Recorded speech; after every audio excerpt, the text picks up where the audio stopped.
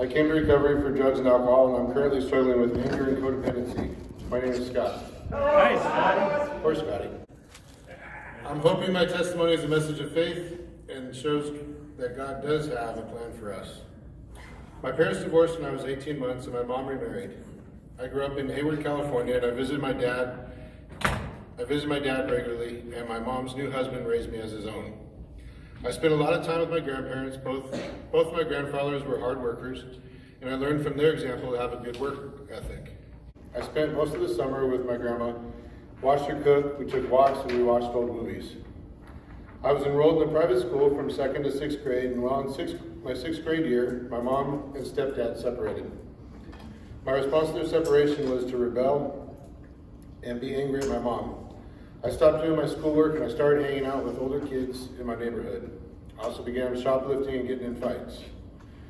My mom remarried, and I had a new stepdad. His name was Dana.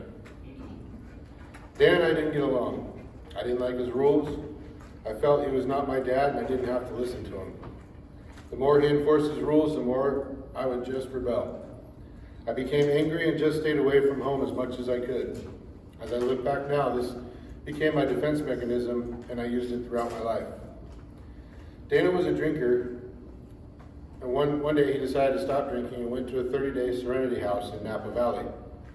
We eventually moved up to Napa. My mom and Dana both worked at the Serenity house, and I was in a new school.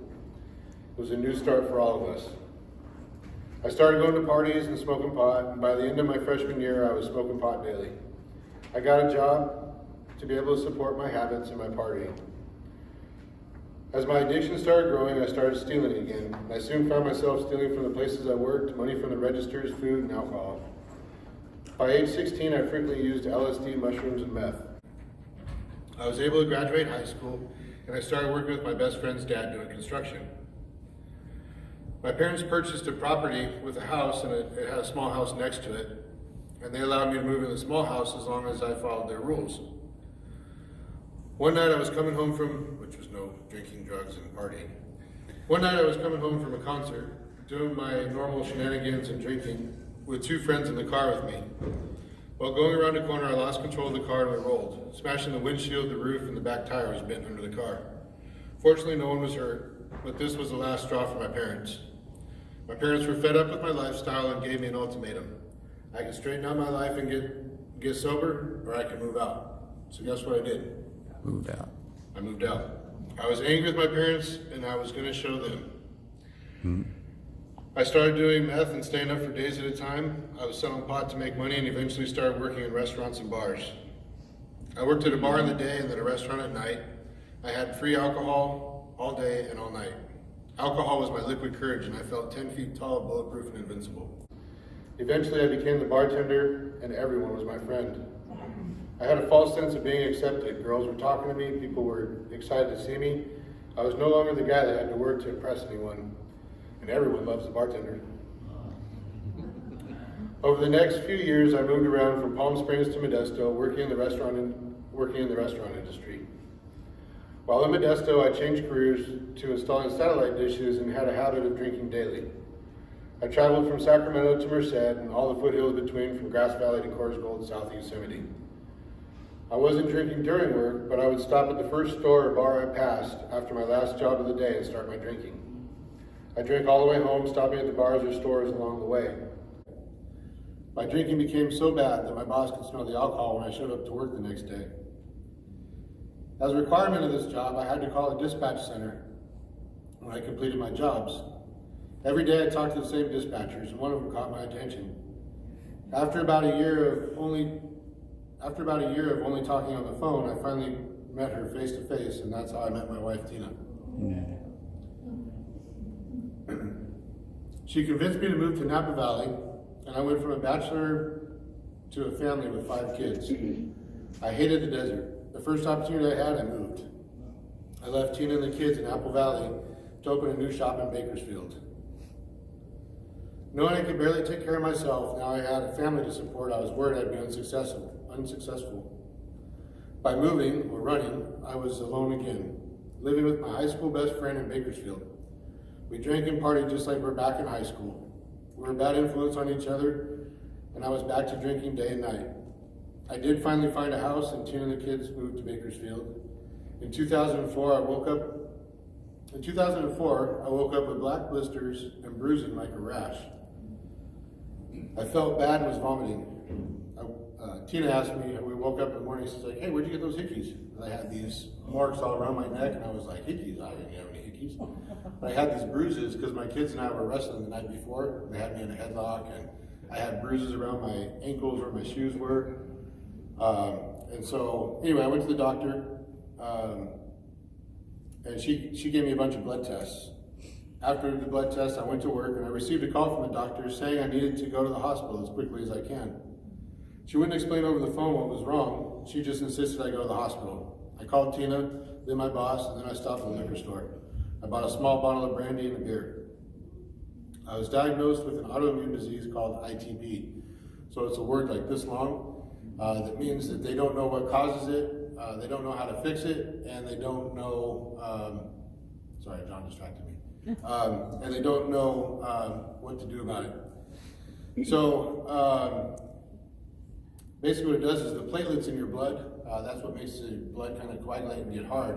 Your platelets are supposed to be 150,000 to 400,000 per milliliter, or whatever they measure. And mine were at 5,000, so they were really low. So the blisters and bruises, they were blisters and bruises from the skin.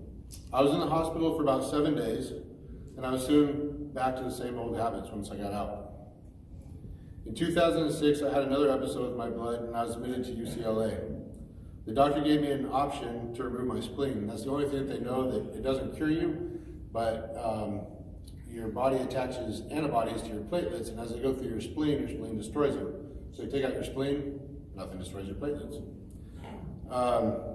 So I decided to have the surgery and have my spleen removed. At the same time, I was offered a promotion to a larger office in Sacramento. I came home from UCLA to recover, and 2 weeks later I was in a hotel in Sacramento, and Tina was again by herself in Bakersfield. I found a house in Sacramento, and Tina and the kids came up. By this time, Tina had started drinking, and I was drinking as much as I was before my surgery. We started fighting all the time, and my drinking didn't help the situation. I had no patience, my frustration would turn to anger, and again I went back to leaving the house, just like when I was in 6th grade. I lost my job, and Tina hated living up north, and all I wanted to do was be happy. Tina promised to quit drinking if we moved back to Bakersfield. I didn't want to go back to Bakersfield, but I agreed. The drinking didn't stop. Things continued to get worse, and we were fighting all the time. Sometimes our fights were so bad that our oldest son had to call the cops on us. I found work and thought that would help, but we still were not happy. I called my mom and told her how I felt. I just wanted to walk away. My mom suggested church. Of course, I pushed the suggestion away. I don't need church. So one day at my new job, Tina and I had an argument over the phone, and one of my employees, his name's Jaime, overheard and asked if I was okay. I broke down and told him how I felt. He told me to come to his church, and again I was thinking, why is everybody telling me to come to church? I know now that it was God giving me direction, but I wasn't listening. Jaime continued to talk to me about church and a group he attended called Celebrate Recovery. I finally decided that I'd take the kids to church because they needed it for all the bad examples I'd been to them. Not that I needed church, right? They did. I told Tina she could come or not, I didn't care. Tina and I continued to fight, I continued to drink, and so did she. One night we had another blowout fight, and she told me if I didn't leave, that she would have me arrested, and I wasn't going to leave. She came out of the room and said that she had called the police, and if I was there, when they showed up, that she would make sure I was arrested. So I took off on my motorcycle with no destination, and I ended up at the church that Jaime invited me to. I just sat there and cried. I hated what I'd become, and I felt like a failure. All these years, all I wanted to do was prove how I could be successful, that my parents were wrong, and I could live this lifestyle. I felt I failed myself, my wife, and my kids. I was concerned about how other people would judge me. I was blaming everyone and everything but myself. While sitting there, a guy came out of the church, and I told him the whole story, and he prayed with me. I went back home and decided I was going to try this church thing. We started going consistently to church, and then we started going to Celebrate Recovery. Things started looking better.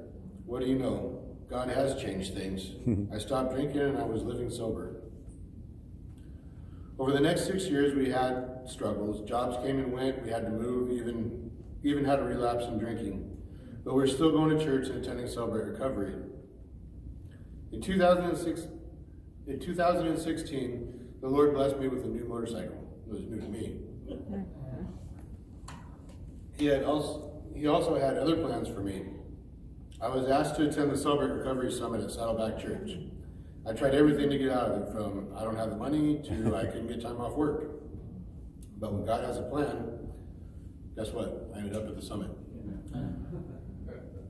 While at the summit, I was approached by a guy named Pete. He told me about a fellowship of bikers called Broken Chains JC.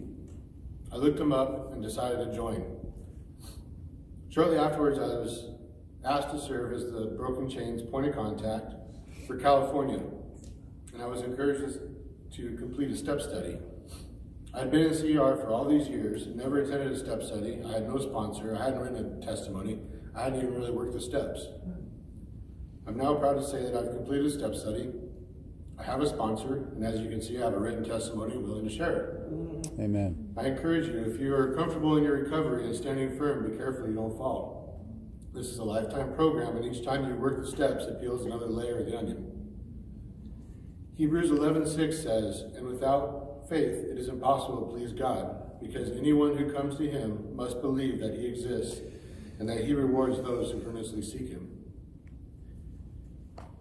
In 2018, I prayed for a new opportunity and felt the Lord telling me to step out in faith and leave my position at my job.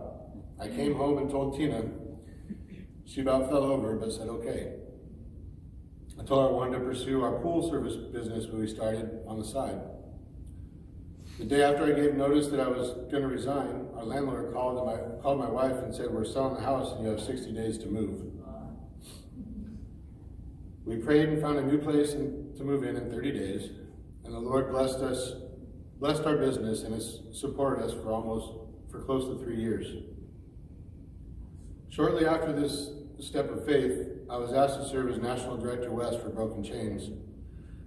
I am blessed to support our members and regional directors from Arizona to Montana and all states west. Hebrews 11:1 says, "Now faith is confidence in what we hope for and assurance about what we do not see." I'm still learning how to listen and follow God's plans. One of the other national directors for Broken Chains gave me a verse, Isaiah 43:19, "For I'm about to do something new. See, I've already begun. Do you not see it?" The Lord does awesome things if you let him. He gives us the choice to run things our way, but if that worked, none of us would be here. Mm-hmm. If you have not worked the steps, find a step study that is starting. Don't get complacent in your recovery. If you're new to CR, come back and work the program. Open your heart and follow his guidance. Someone asked me, "How did you know you were supposed to quit your job? Wasn't it scary?" I didn't hear a big booming voice or have a prophetic dream. It was just a gut feeling. It was all I could think about. People had made comments, and I was just pulled towards that decision. It really was the path of least resistance, and things fell into place once I accepted it. So a little bit about Broken Chains. We're a fellowship of motorcycle enthusiasts who have found hope and healing through Jesus Christ and the ministry of Celebrate Recovery, helping others see that change is possible. I have a video, if we have it, yeah. We are one in the Spirit, we are one in the Lord. We are one in the Spirit, we are one in the Lord. And we pray that our unity may one day be restored. And they'll know we are Christians by our love, by our love. Yes, they'll know we are Christians by our love.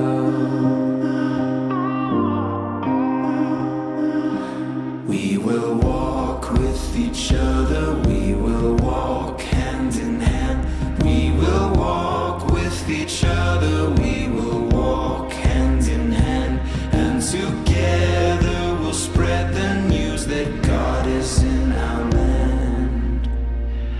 and they'll know we are Christians by our love, by our love. Yes, they'll know we are Christians by our love.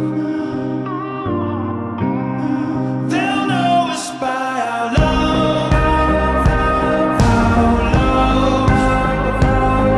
love, our love. They'll know us by our love, our love, our love.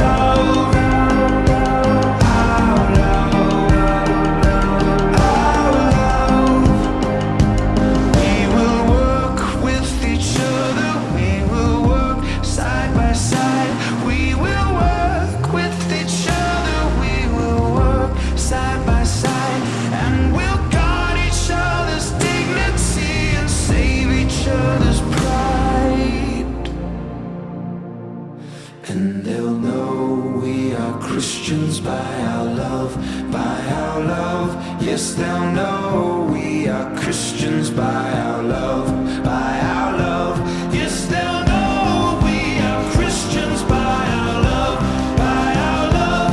Yes, they'll know we are Christians by our love, love, love. They'll know us by our love, our love, our love, our love. They'll know us by our love, our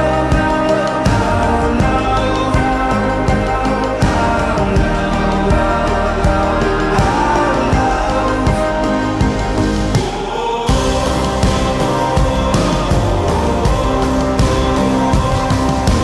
love, our They will know we are Christians by our love, by our love.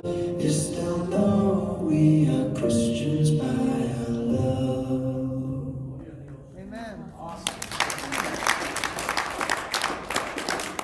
So those are members from all over the country, all over the world. We're in Norway, Great Britain, Vietnam, Mexico, Canada. Where else? We're in a country in Africa, and I can never remember which one. Canada. We're in Canada. And so those are pictures from all over those places that were collected. And so what we do is we use our testimonies to share with others in gas stations, parking lots, or wherever. Our cuts make people curious and ask, what's broken chains? And it gives us an opportunity to tell them how we have been changed. Leading a ministry is never what I thought I would be. Step 12 says, having had a spiritual experience as a result of these steps, we try to carry this message to others and practice these principles in all our affairs. Sorry, I forgot to add something in here. So with Broken Chains, we have writing members and we have associate members.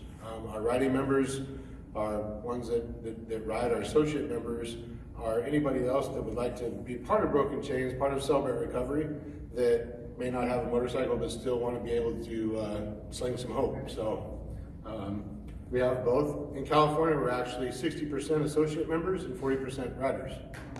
So we've got about 400 members in California. We've got almost 5,000 members in Broken Chains worldwide. So step 12 says, having had a spiritual experience as a result of these steps, we try to carry this message to others and practice these principles in all our affairs. Since being in Celebrate Recovery, I've partnered with Kern County Behavioral Health to give out naloxone. Naloxone blocks the opioid receptors and can reverse an opioid overdose. This gives me a way to meet people and share about Jesus. God has connected me with a doctor who does street medicine. He provides medical services and supplies to the homeless. And through this program, I've made relationships, helped others, and handed out 3,000 naloxone kits with 60 reversals reported. We are building relationships with the homeless, drug addicts, and families by listening to their stories. God has blessed me with helping people with their addictions just by showing them love. There have been There have been some that have entered rehab and some that are still using. But without using judgment, accusing, but just by me listening, these people have started their recovery by admitting that their lives are unmanageable and they are stepping out of denial. I want to encourage you to love someone like a shepherd loves their flock. Find that one more and bring them home. Whenever we start to fulfill God's plan for us, we'll face spiritual attacks. At the beginning of 2020, Tina and I became part of a successful church plant team called Open Gate Church in Oildale.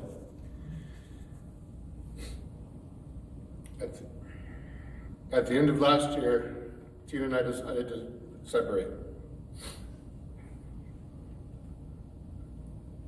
It's been the hardest test of faith that I had to endure. Through this, I've been working on my own issues. I'm using guidance from my pastor, my sponsor, and Celebrate Recovery Steps to be the husband that Christ wants me to be. Tina and I also go into marriage counseling. I have faith that God will restore our marriage. We're not letting spiritual warfare stop us, but we're putting on the armor of God. Together, we're currently facilitating the study of life-healing choices.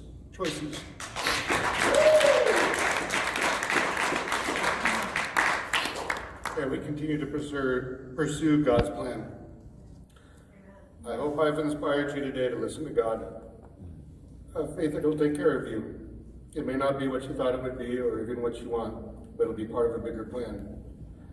Jeremiah 29:11 says, "For I know the plans I have for you, declares the Lord, plans to prosper you and not to harm you, and plans to give you hope in the future." Thank you for letting me share.